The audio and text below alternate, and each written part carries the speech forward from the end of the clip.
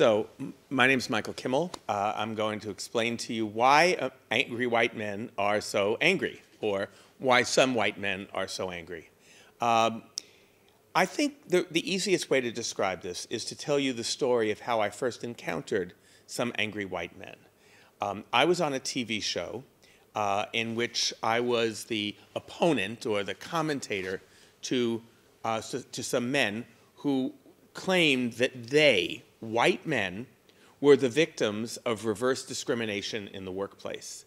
And you've heard this, of course, before, that there are many white men who are walking around going, oh my gosh, gender equality is now reverse discrimination against white men. So these four men believed that they were qualified for jobs, qualified for promotions, and they didn't get them, and they were really angry. One of the men said, "A black woman stole my job." That was the title of the show. So it was up to me then to comment, and I said, I have one question about this title, "A Black Woman Stole My Job." It's a question about one word in the title. I want to know about the word "my." Where did you get the idea it was your job?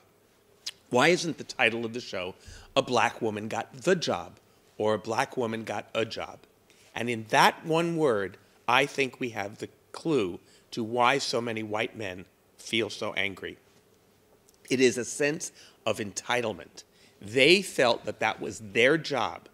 You hear in the EU, in Germany, in the United States, from the Tea Party, you hear people say, we have to take our country back. It's our country.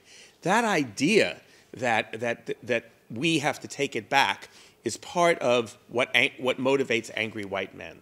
It is a sense that I believe is called aggrieved entitlement. They believe themselves entitled to something, and they're not getting it. And they're really angry that they're not getting what they feel entitled to get. And you see this in many different arenas.